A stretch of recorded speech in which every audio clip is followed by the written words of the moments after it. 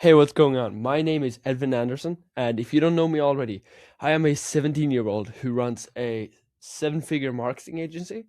And in this video, I'm going to condense the last year of my life into a concise few, it's probably not going to be concise, but a few learning lessons. So I'm going to talk about what worked, what didn't work. What did I learn? What mistakes did I commit? And what mistakes do I never want to commit again? Also where the business is at and every up and down the business has had.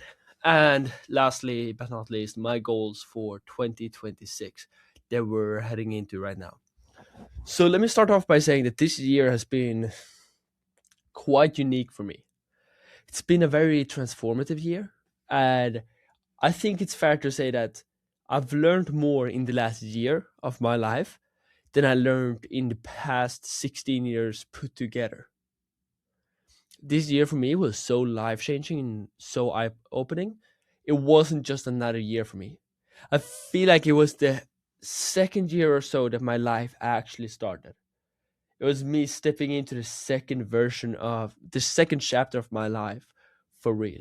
I felt like it was the year where my childhood finally came to an end and my adulthood actually started. And that might be weird to say as a 17-year-old, but I'm going to explain why in this video.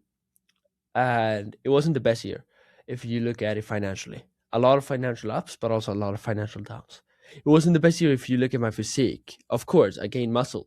I went from beginning of the year 75 kilograms, I think, to peak 87 kilograms. But it could have been better. It wasn't the best year in any one field, but it was definitely the year with the most amount of learnings for me. And it was really tough in some points. And I had my biggest low points and my highest highs this year. So let's dive into it and stop yapping. First things first. What actually happened this year? So I would say first major thing that happened is that I cracked my first 100K month in dollar revenue with the company. And this was actually the first year of the month. So in specifically January last year, we did, I think it was precisely $111,000 in revenue. And the month prior, in December 2024, I had made 50,000. So we more than doubled in a year. And things were really good. That month, we also, I think, profited 60K or something. And it was a really good month. I should have kept doing what I was doing there. And I'm going to talk about the learnings from there. But that was a really good month for us. First month of the year. So this was how the year quite literally started on a peak. Now, let's fast forward and see what happened after then. 3 months later, we're now literally just talking March and April. I've scaled the company all the way up to 500K per month. This is $6 million per year in a run rate that I managed to achieve. In this time, I also partnered with a co-founder and we merged our two agencies. He was doing 75, I was doing 120 when we partnered. So we partnered, did 200 immediately, then scaled that up to 500K a month in a matter of 3 months. At that time, we also hired at our peak 49 team members. 49, that's almost a 50-person team. And just so you guys have context of that, the average company that hits 500K in revenue takes about 7 years per month in revenue. It takes about 7 years to do so. We did it in 3 months of having partnered, and we did it after only having ran the business for like 2 years. So quite impressive, if I can say myself. And that's 10x what we had done 4 months prior. Now, it wasn't all shining in roses, right? Because at the same month that we hit 500K, this is what nobody talks about. We also ended up spending more in costs than we actually made in revenue.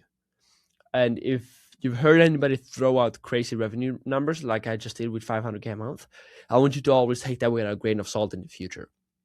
Because oftentimes, revenue is so far away from profit. And if somebody actually has a good profit, they're talking about their profit margin and not their revenue. And if they're talking about their revenue, like I did here, it's probably because their profit wasn't very good. Like in this 100K month that I had up here in January, I did 60K in profit. And I would still to this day consider that very good for going from 50K in revenue to 60K in profit in 1 month. Now, here, what we didn't know is that the second month that we had done 500K, we had racked up our expenses more than we had racked up our revenue. And with that, we had spent 620K and we had made 501K. So we were unprofitable without even knowing it. And when we found out was the day that we had our tech person who he was really bad. He would spend like a month on our payroll tracker. And then by the end of that month, I think it was 5 days before paying payroll or something, he came to us and he's like, the payroll tracker is working now. You guys have $380,000 to pay.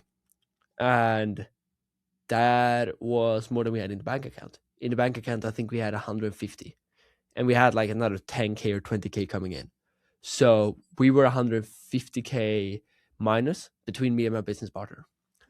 The same weekend that that happened, my business partner flew home from having spent, I think, a month with me in person at my office, living with me. And then when he arrived home, the first phone call we did was him deciding to split up with me. So I went from a 500K month business owner to ending up in debt. I lost my business partner at that same time. And this is not me hating on him in any way. I'm just telling what happened, right? And we were screwed. And now it was only 3 days until we were going to pay payroll. So I, quite frankly, ended up 100K in debt. I, at the time, thought that I was about 70K in debt, but then I ended up having to pay another 30K more than I was supposed to because some of the other partners weren't able to pay their part, right? So in reality, now looking back on it, that was 100K in debt right after scaling up to 500K a month revenue point. So quite dramatic changes. And you can imagine how you go from seeing people who are making 100K a month and looking down on them and saying, I'm doing five times that, to being like, wow, that's how much debt I'm in. And this is for context what the average American does in 2 years. That's how much I needed to pay in 3 days. And that's why I lost it all because I couldn't keep paying for the team.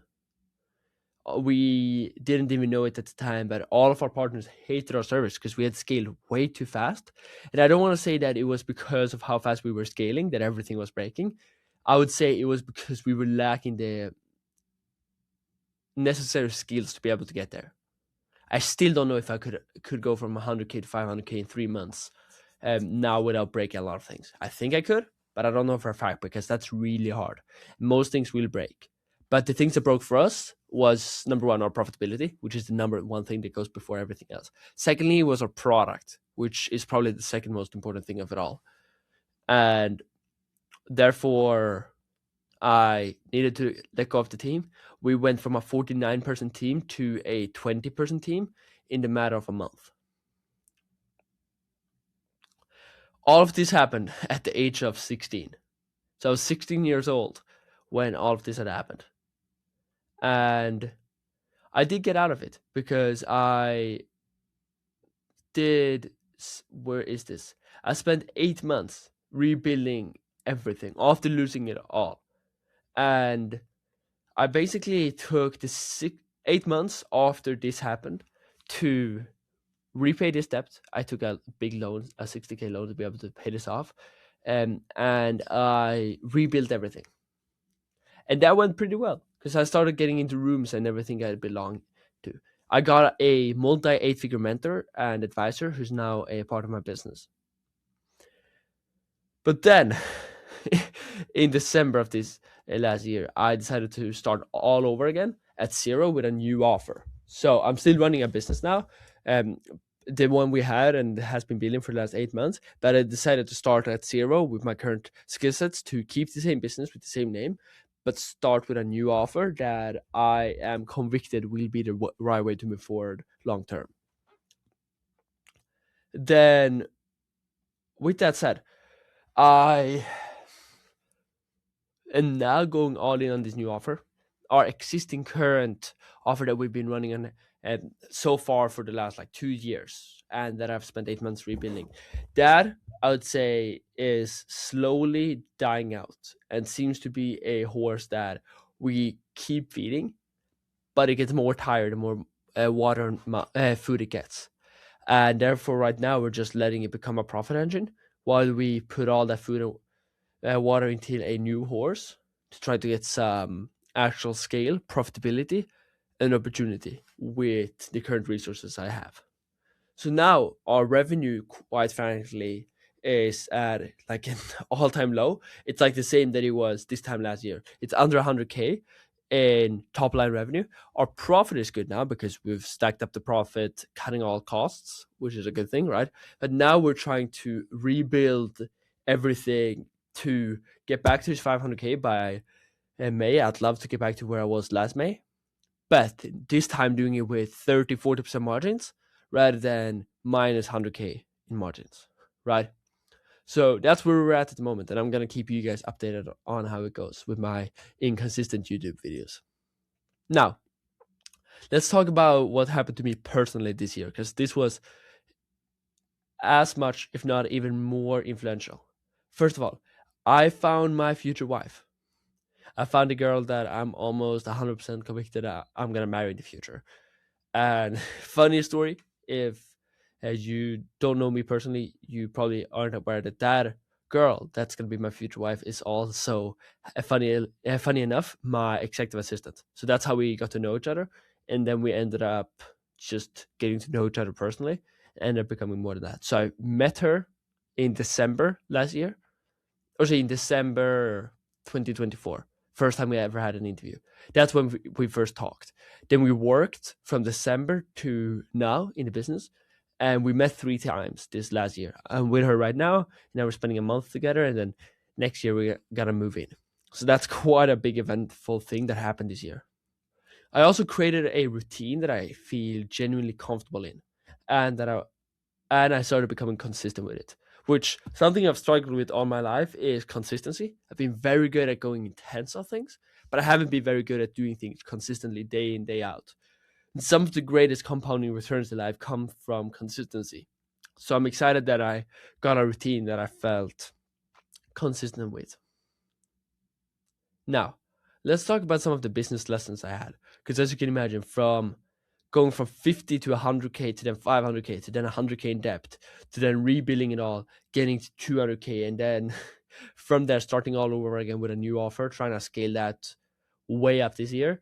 I've learned a lot of things in business, and I'm still very early on in my career. But let me talk about some of the things I've learned this year. So, first of all, biggest thing probably that I was lacking when we lost it all, but also the biggest thing that we had when we were growing well is better people, leadership, and higher standards. And I put this kind of as a meta thing over all other things. And I genuinely believe that it depends a bit on the business you have, but generally above $50,000 a month, half a million a year in a business, it stops being about how great of a producer you are yourself and starts becoming about how good you can lead, manage, and set direction. And that comes down to the people you hire, how you lead them, and the standards you have. And this is probably the number one thing that most people mess up. It's not business strategy, but it's that they have the wrong people, they're poor leaders, and they have too low standards. So, my biggest focus for this coming year will be how can I be a better leader myself, have higher standards on the people around us, and overall just hire better people. And I have this principle that every person I hire needs to be better than the last person I hired in the department without fail every single time. And I also, transparently, with this new offer that we're now trying to push, it's very lean. We don't need a lot of team members. So my projection is that we're going to be able to hit like a $20 million run rate with a team of like 10 to 20 people.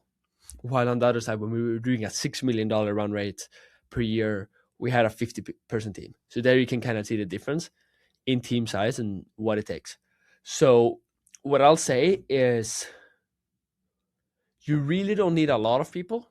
And if you have more than one person per 20K in revenue, you definitely have too many people. And likely the reason you have too many people is because the people you have are not good enough. And I genuinely believe that with one VA slash EA, you can probably get to 100K a month business, depending obviously on the business you have. In some businesses, you can get to more than that. I think the first $1 billion company will come this year. So, first $1 billion company with one person is what I was gonna say. So, with that said, that's gonna be my big focus. If you look at companies that are really crushing it, like some of the world's biggest companies, like Amazon, Google, Tesla, Apple. It's because the reason they're crushing it is because they have so much better people that they could literally run our business, spending 1 hour a week on it, plus do what they're currently doing. Of course, those companies are successful. When you have Tim Cook on your team and you can make him CEO when you're in your deathbed, of course you're gonna have a company that can endure for another 10, 20, 30 years and become even bigger than when you ran it. Talking about Apple here, right? So that's a huge thing. And everybody above me also seems to talk about the same thing. Next lesson, so simple, but nobody does it. I can probably bet that 50% of the people watching this, if anybody is still watching, is not doing this, which is tracking all your numbers and making sure they're actually accurate. I am so diligent with my tracking nowadays. I track everything: finances, P&L, our current cash balance, um, profitability on each offer, profitability on each client we have, our sales number, our sales numbers on the two different offers we're running right now. By the way, don't recommend running two offers. It's because we're switching from one, right? We're tracking everything that there is in the business. And the reason, if I had to say one meta reason that we didn't end up being profitable when we were at our highest revenue numbers, if I had to say one thing, it's that we weren't tracking. If we were tracking, I think we would have fixed every other business problem out there. So tracking your numbers could have been a swear word here, but I decided to be kids friendly. Now, nextly, this one is big. You're probably working on the wrong thing. Oftentimes, if you look at what you do over a month period, like I urge you to go back to September this year, or even further back, like April this year, and tell me one thing that you did back then that you're still getting benefit from today. Tell me one thing you did back then that is paying you back now. Chances are you can't, because most of the time, and I'm not talking like 75% of the time, I'm talking 99.99% of the time, we do things that are not gonna make more than maybe 1% difference in our company. Like, the actual things that matter is who you hire, where you spend your money. So, like, do you spend it on ads? Do you spend it on coaching? Do you spend it on the right team members? How much do you pay each team member, and so on? So, who you hire, where you spend your money, the strategical decisions you do in your business, those are probably the highest leverage things.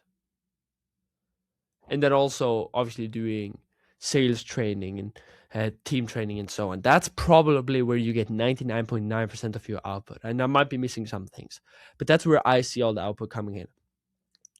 But what we spend 99% of our time on is not those things. It's everything else around it. It's responding to that Slack message. It's building that SOP that we haven't even asked if anybody's going to use. It's fixing that automation that's breaking that we haven't even thought about. Why are we the one fixing automations at this point, right? And so on. So what I'm saying with all of this is that if I look back on what I've done that actually has made a difference over the last year, it's usually like 10 to 30 things. So I'm asking myself, what are the 10 to 30 things that we can just do now that will make our company 10 times as profitable, right? And skip everything else, because you're probably working on the wrong thing. And for me right now, I'll talk about my goals more later, but right now my biggest goal is getting to 100 leads a day with a new offer. And I know that if I get to 100 leads a day, that is the gateway to hit my first goal, because of reverse engineer my goal. And when I hit that goal, I think I'll be able to hit all the other goals. Right now we're at 10 leads a day on that offer. So all I need to do to get to my goal is hit 100 leads a day. So every action I'm doing is just, is this action getting me closer to 100 leads a day? If it's not, I'm not going to do it. I don't care what. If it's increasing the profitability of the company, then okay, it gets me closer to 100 leads a day because without being profitable, I can't do it. If it's hiring somebody, then it's indirectly getting me closer, right? But if it's something like bullshit, it doesn't matter. Like, hey, let me think about how I can write out this thing that somebody might be able to use, but this SOP or this Loom video that I don't even know who's gonna watch. If that's what you're working on, then you're wasting your time.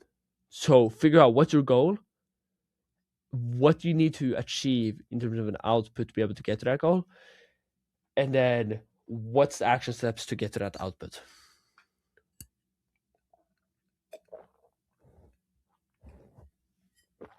I'm 30. This one is big. I can bet that a lot of the people watching this has heard this one before, hasn't listened, and is still not going to listen, but should listen to this, which is profit goes first. There's nothing in your business that matters except for the profit. Because if we don't have profit, we don't have none else. The reason we run businesses is to get profit. Unless you're an AI startup company with $1 billion raised, your number one priority in business should be not breaking the law and being profitable. Literally. We run businesses to make a profit. The goal of a business is to be profitable. Yet everybody speaks about revenue. And I love this quote, which is that revenue feeds the ego, profit feeds the family. And it's a wishy-washy way of saying that we're not running businesses to make numbers come onto our Stripe account. We're running businesses to make profit for ourselves. And of course, you can share that profit with other people. You want to pay your team well. But the number one operating principle you should be thinking about is everything you do should be to get more profit. Everything else is fucking stupid. Now, this one kind of comes down to you probably work on the wrong thing, but 1% of the work you do gives you 90% of the output. So figure out what is that right thing that actually makes the difference, and then do nothing else than that. I've changed my mindset from how many hours can I work per day to what is the one thing that will have the highest impact if I change today. Invest in mentorships. This one is big. I wish I did this more this year. Invest in brilliant people. I can count on my hand that I've only invested in mentorships with 3 people this year, which is way too little. Because all 3 of those, I got a great return on. This coming year, I want to 10x how much I invest in mentorships, coaching programs, and so on. And specifically, mentorships is what I've gotten the best return on. Obviously, I love getting money from or spending money on masterminds and coaching programs and so on. But mentorships 101 is where I've gotten the biggest return myself. So if you have more than 10K saved up, find out somebody who's making 10 times your profit number, not 1 times or 2 times or 3 times, because then they're still likely going to say the same mistakes that they're going to counter on the next step of the way. But somebody who's making 10 times what you're making, and then buy coaching from them. And if you're making under 100K a month, you can likely get somebody who's doing anywhere from 100 to 500K a month. And those people usually sell their time for less than 1K an hour. And I'm not selling this myself, so I'm just talking about selfless advice that I'm saying to my younger self, not because I'm making any money out of this. I don't have anything to sell you. But those people's time, if you get an hour of their time or 5 hours where you can ask them questions, that's likely going to double your business because they have been able to double, if not 5x, if not 10x their business from where you're at to where they are now. So find somebody you trust, that you like how they operate, and then steal from them. This one is interesting. We've had so many times in our business this year where we ended up ending on zero. When I say ending on zero, I mean having break even, no profit at the end of the month. And I look at why, and it's always like this one number where if our close rate just wasn't 10% this month, but it was actually 30 like it should have, we would have made 3 times the profit and we would have been profitable today. Or yeah, the one reason is because we were unprofitable is because our cost per appointment went from $200 to $600. How can I expect to be profitable with that? So usually it's one hole in the bucket that drains everything. So you might be working really hard and you might be like, I'm doing this better and this better, but I'm not making any money by the end of the day. That's probably just because you have one hole in the bucket where if you fix that, then it would be a profitable business. But that hole is gonna change. So you're gonna fix that hole, put a tape on it, you fix another hole. Then another hole comes up, you fix that, and so on. But you always gotta make sure that everything is held tight. And this is why you need great people, because at a certain revenue level, you can't do it all yourself. But you gotta hold that bucket tight to make sure that you're actually profitable. And sometimes you are profitable. You do have 20% margins, but you could be at 50% margins if you didn't have one hole in the bucket draining everything. And those holes can be anything from bad customer support to low show up rates to low close rates to not tracking your finances and then spending too much money on something specific. It can be anything. For one of my friends, he had a 8% payment processing fee. 8%. I know it sounds crazy, but he was using, I'm not going to say the name of the payment processor because they're not going to love if I do, but he was using one of the top three most common payment processors right now. And they had told him that he had below a 3% payment processing. But then they had a bunch of hidden fees. He had a currency conversion fee. He had another fee that came in when he actually had money achieve his bank account. And he was running a business that should have a 15% margin. And his company had below 10% margins. And I'm like, if you fix this one thing, you're going to be above KPI in terms of your profit margin. And he's working on it right now. But it's usually that one hole that you got to fix and then keep everything else the same and then do 10 times the volume. When hiring, I look for a few traits. And here's the ones I'm looking for: work ethic, coachability, and raw competence. If I find somebody who has hard work ethic, they're coachable, and they're just a intelligent, competent person, then I can usually get everything I need. Usually I don't need anything else to, you know, be able to have somebody crush it. And I know there's a million questions you can ask yourself in hiring, like, is this person better than the average person in the team? I love to hear that, and I love to ask myself those questions, but you gotta think about what determines that. Is it a feeling? But I score each candidate after an interview on what was their work ethic, 1 to 10, what was their coachability, 1 to 10, and what's their raw competence. And then I ask them a few questions on each one of these things. Then there's a fourth pillar, which is previous experience. And work ethic is the most important one of them all. Then it's coachability, then it's raw confidence. Or competence, sorry. I need the first three. If they don't have one of these, or if they have two out of the three but not all three, I'm not going to hire them. I don't care what. But if they have the fourth, that's the difference between somebody who's going to be good and somebody who's going to be a leader in the company who's going to be crushing it. Because with previous experience, you can go from good to great to a true A player in such a short period of time. If you don't have previous experience, depending on the role, you're probably going to need to learn everything it takes in that department, which can take a few months usually, and then it takes longer before they're an actual A player. But look for these three things, and then add previous experience if you can, if you have the budget. But that usually makes it more expensive. Now, that is all my business lessons. Let's talk about personal lessons this year. I've had a lot of them, probably more business ones, but also a lot of personal lessons. First one being that relationships goes first.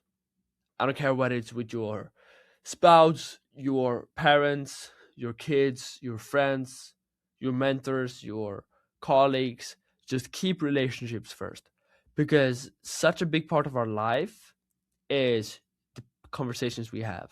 And the conversations we have is with the relationships that we have with people. And if we don't have those relationships strong, we can't have good conversations. And then life becomes so much harder and stops being enjoyable.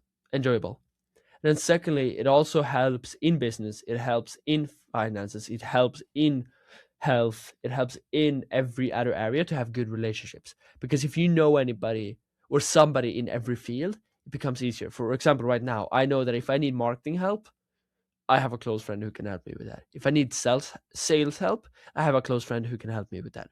If I need scaling help, I have a close friend who can help me with that. If I need health advice, I have a close friend who can help me with that. But that's because I've prioritized relationships. And I've had times in my life where I don't. where I don't prioritize the relationships, but rather something else, like a short dollar at that time, or keeping a secret over telling the truth, because I thought keeping the secret would be quote easier. And that has always been something I regret in the future. And I've always wished that I had that relationship stronger. And one relationship cost me 50K to maintain. Another relationship has cost me over 10K to retain. One relationship has cost me 17K to retain. But I'm happy to pay that because I know that just having somebody there both makes my life better, but also makes my business more money. Secondly, personal learning lessons. This doesn't go for everybody, but I realized I work better because I have more fun and I think clearer and more creatively when I'm with other people. So I've done a lot of co-working sessions this year. That's also why I've had 3 business partnerships. All 3 were failed, but that tells me something, which is that I work better with other people. I don't want to work too much with other people about everything because then I'll end up relying on them. But when I want to have a really creative or productive work session on something really hard, I want to do it with somebody else and then solve the problems together. Because that's how I think. If I go down in my brain, I think it's because I feel smarter when doing it with somebody else and I get more positive reinforcement. But it doesn't matter why. I just know I work better with other people, and I'm gonna do that more this year. So probably not getting any business partners that have a significant stake, but working with mentors, colleagues, other competitors, or friends, and so on, working groups or with my team. This one is big. Find and kill your vices. If you don't know what a vice is, it's an addiction or a habit that holds you back in your life, where your life would be better without that thing. So before I continue, pause the video for 3 seconds and figure out what's your top 1 or 2 vices right now in your life. Top 1 or 2 things that you feel like would have the highest positive impact on your life if you got rid of them. I've had so many vices this year. So many. It was everything from playing Clash Royale on my phone, which is super silly, to, because long story short, I did that, to energy drinks, to social media, to playing too much tennis. It can be anything as your vice. And vices is the number one way that you can lose your success because they make you so complacent. And when you have a vice, you'll take anything else over that vice. Also, you'll take that vice over anything else and you don't end up doing what you really want with your life. So whenever you get a vice, just kill it. And a lot of people be like, oh, you can manage it. You can only use social media on weekends. If that works for you, great. But that shit does not work for me. And for me, I need total absence from anything that can make me distracted. I cannot access YouTube even if I wanted to. I cannot access TikTok or Instagram or any other social media platform if I wanted to. I cannot access porn. Not because I would, but I know that if I ever got that sensation, I don't want to be able to.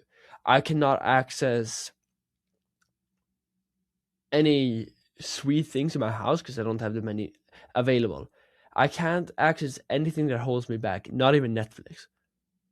I haven't used Netflix in 3 years, but even if I just one day got the urge to, I need to have that completely killed out of my life so I don't even entertain the option to. And when you kill all your vices, you reset your dopamine levels, it becomes so easy to meditate, actually focus on a task, be productive, enjoy a conversation with a loved one, and not feel like you always have something in the back of your head that you're craving. Holy shit, I'm a yapper. We're only halfway through. Let me hurry up here. So, next one. Beliefs are the number one thing that will impact your life.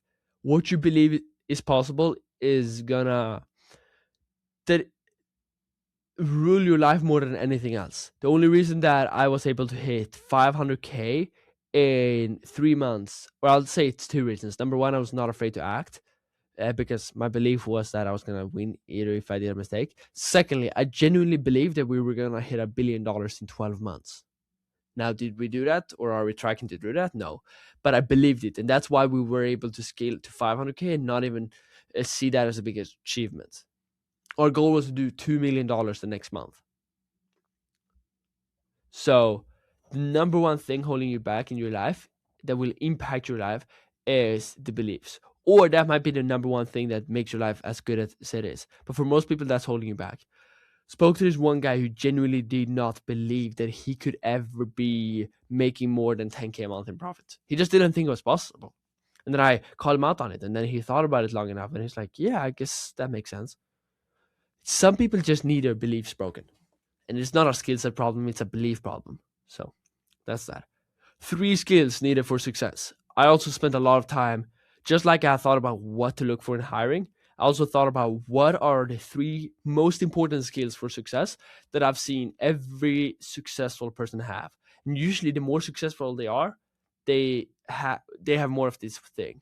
First one is belief that it's possible. As I said before, if you don't believe that something is possible, you're not going to be able to do it. I say this with all respect, and this might be controversial, but take it as you will.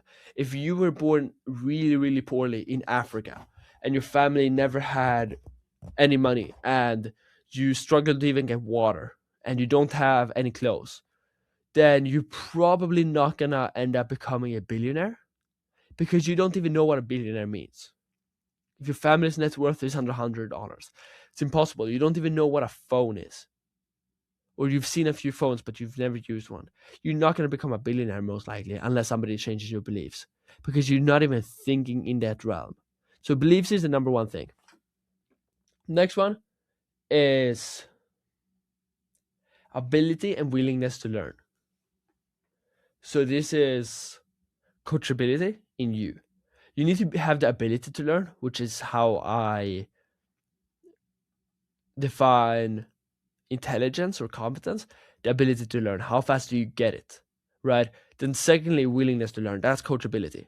If you don't have one of both of these, then you're gonna be struggling to actually get to the next level. You're not gonna be able to grow from where you are right now to where you wanna be. Next one is definitely grit. Grit is what's gonna keep you working hard even when things go south, even when you end up in debt, even when you lose a loved one, even when somebody screws you over or sue you or whatever.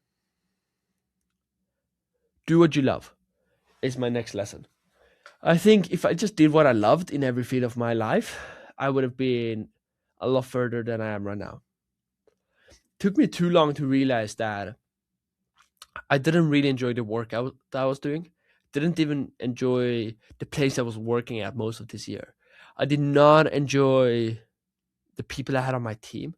I did not enjoy so many things in my life.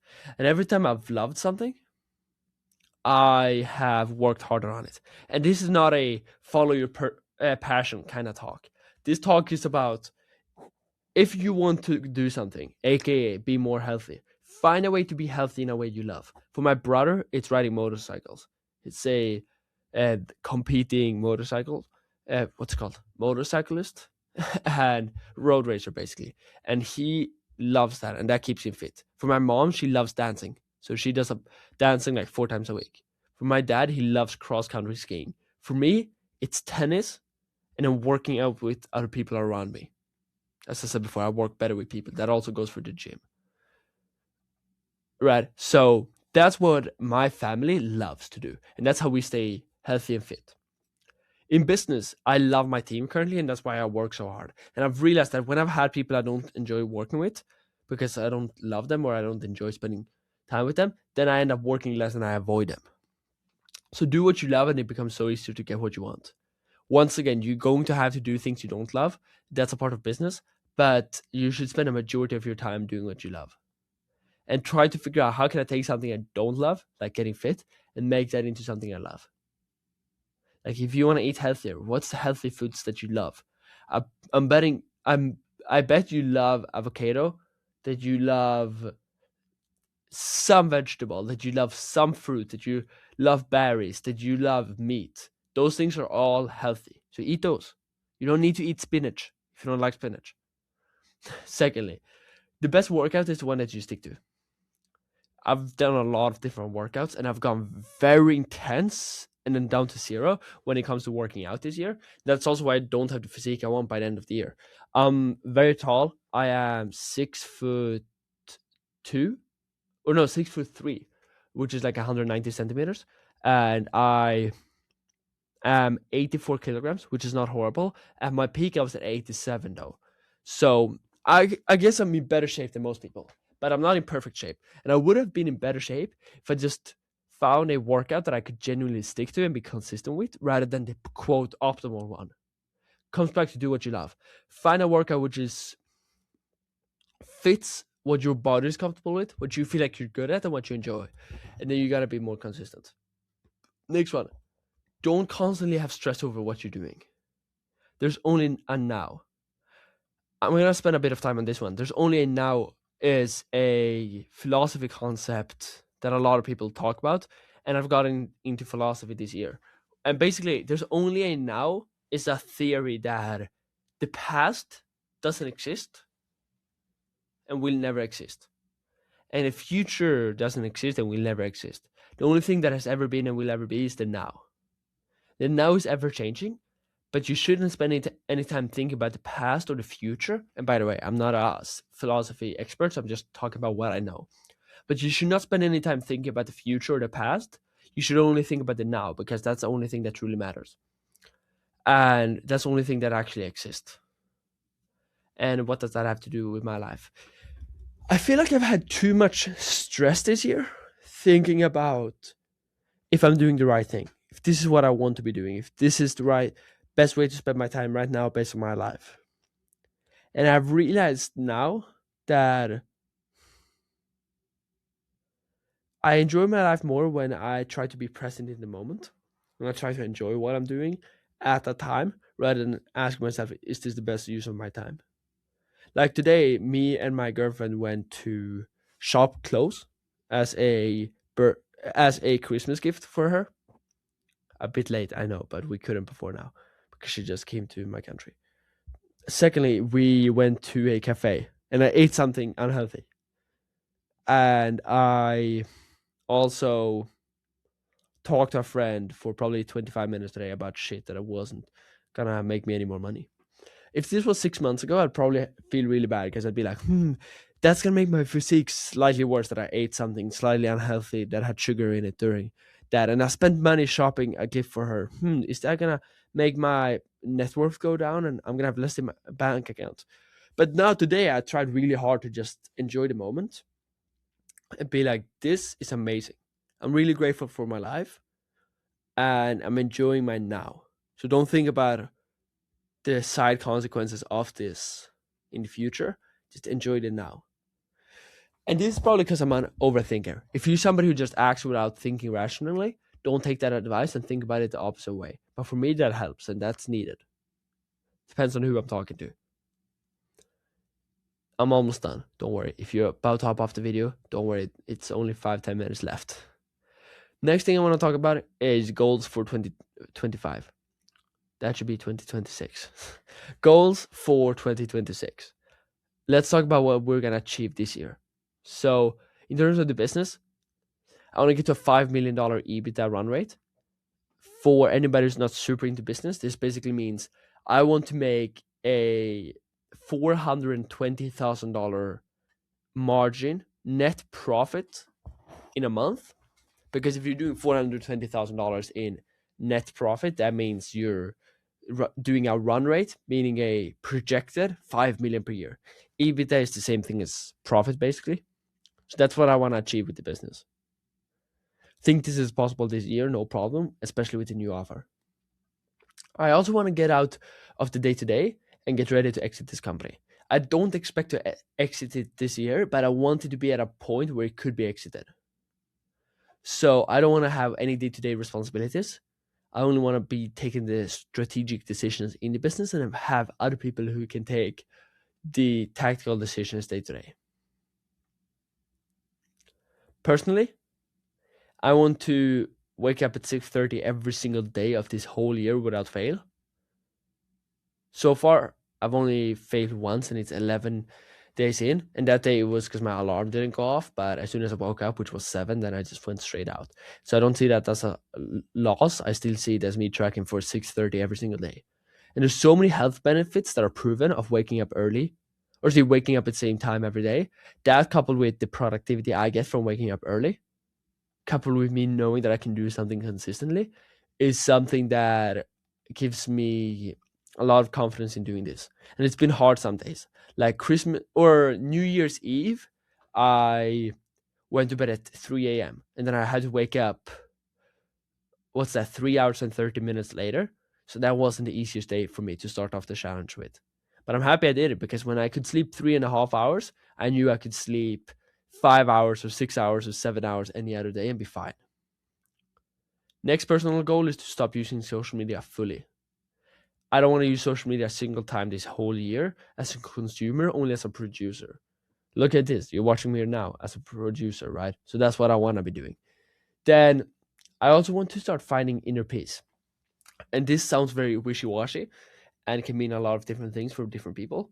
But I want to really try to get to a point where I don't feel like I need anything, but I'm happy with where I'm at. This is going to be a lifelong journey. So I just want to start experiencing this. I don't expect to have it figured out this year. Then last personal goal is to finally have true freedom in every aspect of my life. This is going to be the first year where I have true, full financial freedom, being able to do anything I want at any time I want. And I can say that I technically have that right now, but I don't have true financial freedom. I couldn't take a first class flight to Dubai and then back tomorrow without it hurting my finances and some people getting pissed at me, right? I don't have a driver's license because I'm still 17, and in Sweden you gotta be 18. I don't have the ability to be doing anything at any time.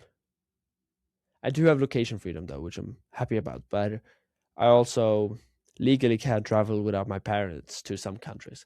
So because of that, I realized that this is the first year where I'm gonna legally have the ability to drink, uh, drive, be anywhere I want without my parents' written permission and so on.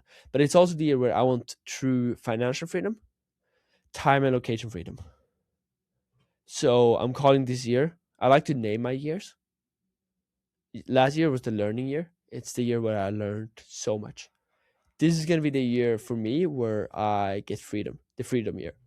And in a year from now, I probably won't care about freedom because I'll have it as an assumption and something I'm taking for granted. But for now, that's something extremely exciting for me. Last thing I want to show you is this, which is my vision board. I thought having a vision board is gay as fuck, but I actually ended up making one. My girlfriend made one and convinced me to make one myself. So this is my wallpaper right now, and this is what I envision my life being in a picture, I guess. So let's start up here on the first three rows.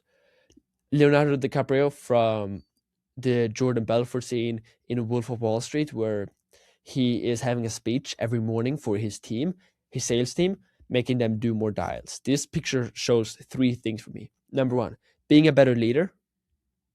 Secondly, having an in-person team, which I want to meet my team in person this year, but also having the culture where people are hype and have being able to stand up and people genuinely listen to me, look up to me, and feel like they can listen to my words. That's something I want to really focus on this year. This comes back to my inner peace and me meditating more this year. I think everybody should be meditating. I don't know why they don't talk about meditation in school and stuff. It's genuinely a life changer. This goes for me and my girlfriend, spending more time together and also traveling more and so on. This is not the exact physique I want, but this just portrays two things, which is that I want to continue to have an athletic body for tennis and continue playing a lot of tennis while also having a great physique with the gym. This is a lovely picture that I love. Also, Jordan Belfort with Leonardo DiCaprio from Wolf of Wall Street. But this picture basically shows everybody walking around him and him being the one person standing out. And that's kind of how I see myself. I feel like I'm the one. I guess the best way to say it is one black sheep in a crowd of thousands of white sheep. And I'm sure a few of the people watching this feels the same way, where they're special and they know it, but they can't quite explain it. That's how I felt all my life. And that's why this picture resonates with me. And it also says aim high. And aim high inspires me because that's what I did this year. The belief that I feel like got me to the success I had this year early on. It's the same thing that I lost when things started going south, which is that I can genuinely do anything I want because I am the most capable person on earth. And I feel like I've lost some of that, and I want to get that back and start aiming high again. This really is close to the setup I have. You can see it's the same microphone, the same share. So I want to continue to have a great setup wherever I work and invest in a lot of my time in work. And this shows how much time I'm going to be spending in front of my desk building something great this year. I want true freedom, as I said, and financial freedom. I want to get to $5 million EBITDA. I want to start driving. I do want to get a Rolex, and now it sounds super, super materialistic, but I have a Rolex that I want to get this year. I want to start networking more with people around me that are better than me. I want to continue waking up at 6:30 every day. I want to have a great Marbella trip. Love Marbella. I was there 4 times last year, and it's amazing. I want to move to Marbella for a few months this year and be there really locked in at a nice place with a few friends. I also want to start traveling more. One of the main ones being a California trip. I've seen California in Hollywood and Los Angeles 2024, end of 2024, but I want to come back to California, but also see Las Vegas and a few other places around that. This picture for me isn't so much about supercars, but rather me networking with like-minded people that are more successful than me. I thought this was a great picture because it shows that even though I might have a Porsche, there might be other people that are more successful around me. It also looks like Marbella in the background, and it's warm. I want to be in warm places. And lastly, Roger Federer. If you know anything about tennis, you know this guy. World's best tennis player of all time, in my opinion. This shows that I want to continue focusing on tennis this year and becoming better at it. It's an obsession that I found this year that I don't want to give up. And it's a great way for me to stay fit. With that said, that's my year in a picture. That's my year in reading goals. And here's all my learnings from this year. I don't think anybody watched this far, but if you did, if you're one of the only people who did watch this far, appreciate you. And now you know a bit more about who I am. And if nobody else watched this, that's completely fine because I made this for myself and for the future me watching this video. And if you are watching this, I'd love to just ask you for one thing, which is put in the comments what your one big goal is for this year. The one thing where by the end of the year, if you did achieve that one thing, you would feel genuinely proud of yourself. And you'd be like, I've done more than enough this year. Because that's different for everybody. And I don't want to hear 5 goals. I want to hear one thing that you're really going to achieve this year and put your mind to. And for me, that is unlocking true freedom through building a $5 million EBITDA company. With that said, I'll see you next year, if not before then. Take care, and let's fucking crush this year and make it different, huh? Goodbye.